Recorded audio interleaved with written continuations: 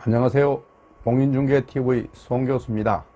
오늘은 15번째 시간으로 손자병법 구변편에 대해서 말씀을 드리겠습니다.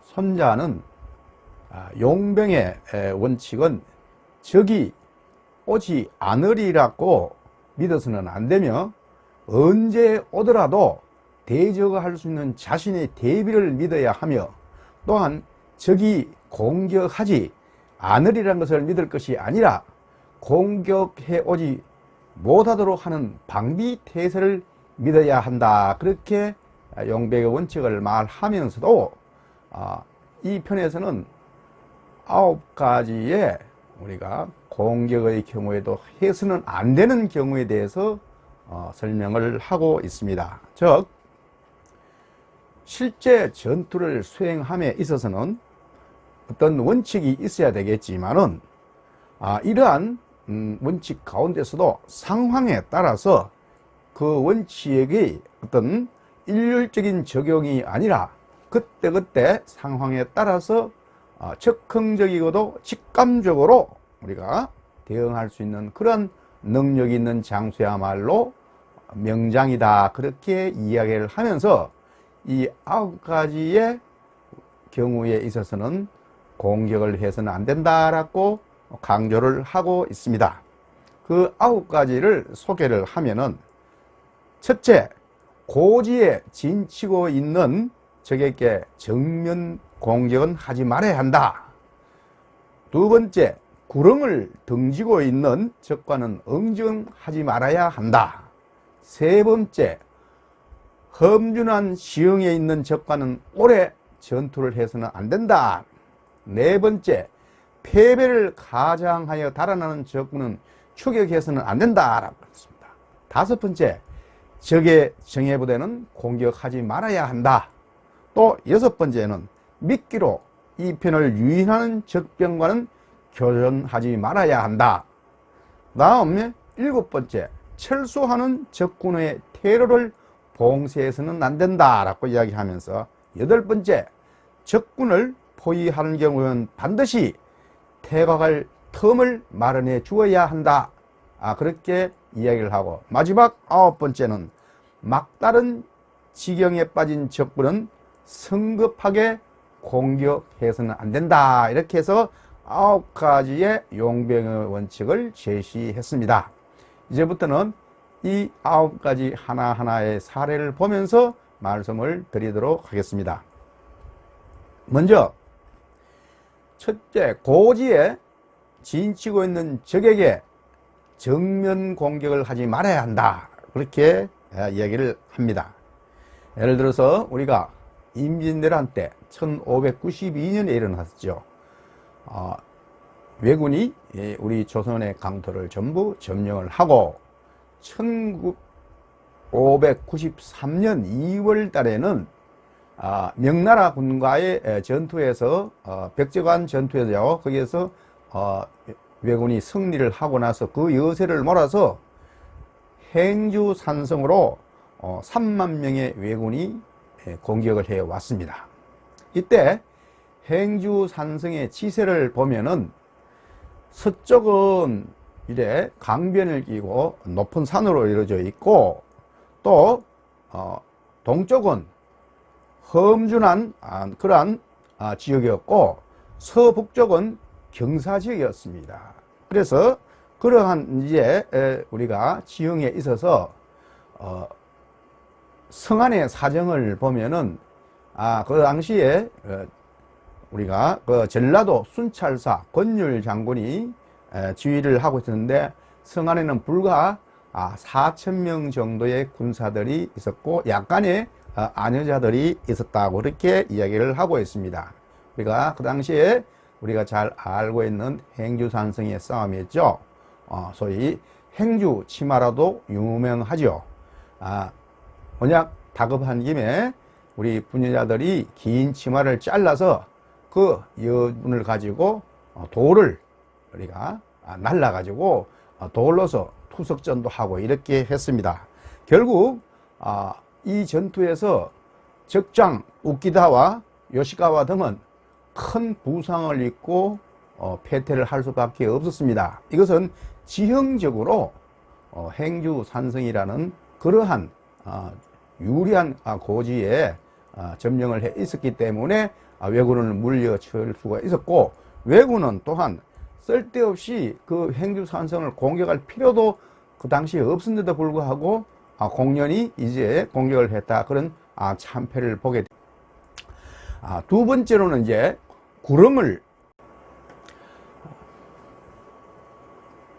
두 번째 이제 구릉을 등지고 있는 적과는 응정하지 말아야 한다. 그리고 세 번째, 험준한 지형에 있는 적군과는 오래 전투하지 말아야 한다. 그렇게 강조를 하고 있습니다. 여기서 우리가 예를 들 수 있는 것은 소위 소련과 미국의 아프가니스탄 침공의 실패 사례를 볼 수가 있겠습니다. 먼저 1979년도부터 1989년 10년 사이에 소련은 아프가니스탄을 침공을 해서 소위 반군 세력인 무자히딘을 제거하겠다고 침공을 했었지만은 결과적으로 실패를 했던 겁니다. 오히려 소련은 그 후유증으로 병사들의 어떤 사기 저하, 또한 마약, 부패 이런 것이 만연되어서 오히려 그 국내의 정치에 영향을 미쳐서 오히려 소련이 붕괴되는 하나의 큰 요인 중에 하나로 작용을 했던 것입니다. 왜냐하면은 이 아프가니스탄 지역은 전부 80% 이상이 산악지역이었고 나머지는 황무지나 사막이었습니다. 그러나 소련군은 정규군의 훈련을 받았기 때문에 이러한 산악지형에서의 전투에 효율적으로 대응을 하지 못했던 겁니다. 그래서 결국 10년 동안에 사상자만 15,000명 이상을 내면서 결국은 1989년대 철수를 하게 된 겁니다. 미국의 아프가니스탄 전쟁에 참여한 사례를 보면은 결국 미국도 2001년도부터 지금까지 참전을 하고 있지만은 그렇다 할 큰 성과를 보지 못한 채 이제 철수를 하고 있는 중입니다. 2001년 9월 11일 소위 9.11 테러 사건 이후로 미국은 소위 그 당시 아프가니스탄을 집권하고 있던 탈레반 세력에게 빈 라덴의 인도와 더불어 이를 지원하고 있는 알카이다 세력을 해체할 것을 요구했지만은 이 탈레반 세력들은 거부를 했죠. 결국 미국이 이제 이 긴 전쟁에 참여를 하게 되었는데요. 물론 그 중에 2011년도에 빈 라덴은 사살이 되었습니다만은 미국뿐만 아니고 외국군 총 참여 인원이 14만 명 중에서 미군 참여자 수만 10만 명이 넘었습니다. 그래서 10년 동안에 많은 이제 그런 전투를 해왔지만은 결국 큰 성과도 보지 못한 채 세월만 가고 미국의 여론만 이제 나빠지는 그런 상황에 이르러서 최근에는 이제 철수하는 그런 단계에 이르렀습니다. 결국 미국도 지금까지 건 20년 가까이 전투를 했지만은 실패했다. 그렇게 소위 제2의 베트남 전쟁과 유사하다. 그렇게 볼 수가 있겠습니다. 그것은 결국은 이 아프가니스탄 지역이라는 것은 전체 80% 이상이 산악지역입니다. 그러다 보니까 결국 이 산악전에서는 결국 그 원주민들은 세력을 잘 유지하고 있지만은 다른 외부 세력들은 그 지형을 제대로 파악하지 못했기 때문에 결국 전투에 실패했다. 이렇게 보는 겁니다. 이제 네 번째는 패배를 가장하여 달아나는 적군은 추격하지 말아야 된다. 그렇게 이야기를 하고 있습니다. 우리가 소위 이제 징기스칸 군대가 세계에 제패를 하면서 가장 빠른 시간 동안에 가장 넓은 영토를 우리가 소위 점령을 했다. 그렇게 이야기를 하고 있죠. 거기에는 여러 가지 이유가 있겠습니다만은 그 중에 하나가 징기스칸 군대는 이제 헝가리 지역을 헝가리를 정벌을 했죠. 이때 유럽들은 주로 이제 성이 견고했죠. 그래서 석성으로 굉장히 견고했는데 그 당시에만 해도 대포가 나오기 전이라 우리가 이러한 성을 공격하는 데 상당히 어려움이 있었습니다. 그래서 이제 이 몽골군들은 유인 작전을 한 거죠. 들어가서 성 앞에서 전투를 약간 하면서 패배하는 척 하면서 이제 달아납니다. 그러면은 이것을 추격하기 위해서 그 군대들이, 유럽의 군대들은 추격을 하는 거죠. 그러면 복병으로 있던 몽골군은 그것을 기습을 해서 섬멸하는 이런 작전을 소위 패배하는 척 하면서 달아나는, 그래서 다시 포위하고 섬멸하는 이런 작전을 계속 벌였는 거죠. 그래서 결국은 유럽의 많은 국가들이 이게 전쟁에서 패하게 된 겁니다. 그 다음에 이제 다섯 번째, 적의 정예부대는 절대 공격해서는 안 된다. 우리가 시계편 궤도에서 나오는, 제1편 시계편 궤도에서 나오는 적이 강하면 정면 충돌을 피해라 그랬습니다. 그래, 적이 우세할 경우에는 정면 충돌할 수 있는 성산이 없으므로 기회를 기다리거나 또는 기병 또 다른 공격적인 우리 소위 병사 공격이죠. 그런 기습 공격을 통해서 또는 환경을 조성해서 기습 공격을 하거나 또는 환경을 조성해서 이제 적을 격파해야 된다, 그런 이야기죠. 이것을 이제 가장 잘 활용한 게 바로 이제 소위 마오쩌둥이 얘기하는 게릴라 전법입니다. 유격전이죠. 그래서 마오쩌둥의 유격전을 보면은 소위 16자 전법이라고 있습니다. 이것은 열세한 군대가 압도적으로 우수한 적과 어떻게 싸워야 하느냐 하는 하나의 유격전의 전술을 보여주는 거죠. 거기에 보면은 이제 적진아태, 적이 전진에 오면 우리는 후퇴하고, 적주아요, 적이 멈추는 우리를 교란하고, 적파아타, 적이 필요하여 흩어져 있으면은 우리는 치고, 적패아추, 적이 후퇴하면 우리는 공격한다. 완전히 게릴라의 전형적인 전술입니다.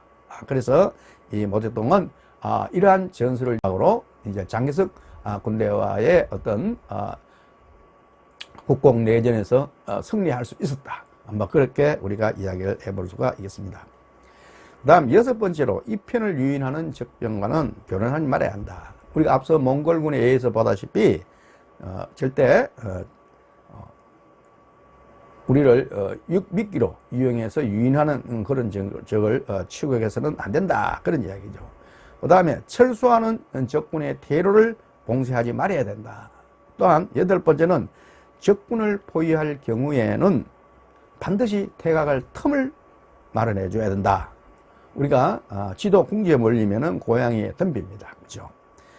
반격이 있는 힘이 있는, 아직 반격할 수 있는 힘이 있는 적군을 절망 상태로 몰아붙이면은 그 적들 어떻습니까? 적군은 그 상대는 죽음을 각오하고 덤비는 거죠. 우리가 조금 전에 황산벌 전투에서 우리가 황산벌 전투 소위 김유신의 5만 신라군과 계백의 5천 백제군이 교전을 했을 때 연전연패하는 신라군의 모습에서 보면은 이러한 것을 잘 볼 수, 전맥에 연전연패 고전을 했다. 그런 것을 우리가 좋은 예로 볼 수가 있겠더라. 그 다음에 마지막으로 이제 막다른 지형에 따른 적군을 성급하게 공격을 하지 말아야 한다. 우리가 행주산성 앞서 전투에서 이야기했다시피 우리 조선군은 이제 막다른 골목이죠. 포위당해서 이제 전국이 왜군들의 손에 있고 막다른 길에 있는 그러한 상황에서 권율 장군은 아예 배수진을 친 거죠. 왜냐하면은 이제 도망갈 때는 어떻습니까? 강 쪽밖에 없는 거죠. 나머지는 전부 다 가파르고 산등성이 산이었기 때문에 이제 나갈 곳은 이제 서쪽 강변이었죠. 한강변이었죠. 그래서 그때 서쪽에 한강변에 있던 배를 모조리 이제 없애고 병사들을 사지로 몰아넣은 거죠. 그래서 일본은 사실 그때 그 당시에 거기에 굳이 일본의 입장에서 보면 굳이 행주산성을 공격할 필요도 없음에도 불구하고 그 장수들의 공명심이나 이런 거에서 성급하게 공격을 함으로써 결국 패배를 했다. 그렇게 우리가 결론 지을 수 있습니다. 자, 우리가 이제 이런 그 구병편에서 보다시피 우리가 해서는 안 되는 것, 우리가 아주 공격을 해서도 안 될 것이 있습니다. 공격해서는 안 될 성이 있는 겁니다. 그죠? 아무리 상대가 쉬운 상대라 하더라도 모른 척하고 돌아가는 것이 오히려 좋은 그런 경우가 있듯이 세상을 우리가 살다 보면은 하고 싶은 거 우리가 또 갖고 싶은 거, 심지어 거래 관계에서 남의 것을 내가 가로채고 싶은 그런 예를 들어서 충동 또는 유혹이 우리가 있어도 참아야 할 때가, 자신의 어떤 순간적인 기쁨이나 또는 우리가 분노 또는 뭐 감정 이런 것을 못 이겨가지고 눈앞에 조그만 이익에 우리가 앞세우면은 결국 상대방을 앞서 공격하면 상대방 공격하면 우리 역으로 큰 우리가 손실을, 소위 소탐대시라는 그런 경우가 발생을 합니다. 여기서 마지막으로 우리가 노자의 도덕경 44장에 나오는 가희장구라는 그런 구절을 잠시 한번 보면요, 그렇습니다. 우리가 오래 그리고 길고 오래 갈 수 있는 것은 바로 뭡니까? 지족 불력이요 지지불태라. 지족 불력이요 지지불태라. 무슨 말입니까? 스스로 족함을 알면은 욕됨이 없고, 그렇죠? 우리가 족함, 그 정도로 족한 것을 알면은 욕됨이 없고, 지지불태라. 그칠 줄 알면은 이제 위태롭지 않다. 그런 이야기죠. 그래서 다 모든 것이 우리가 만족할 줄 알고 또 때로는 그칠 줄도 알아야 그것이 바로 우리가 오래, 길고 오래 갈 수 있다. 그런 이야기가 되겠습니다. 오늘 강의는 이것으로 마치면서 끝까지 시청해 주셔서 고맙습니다. 감사합니다. 고맙습니다.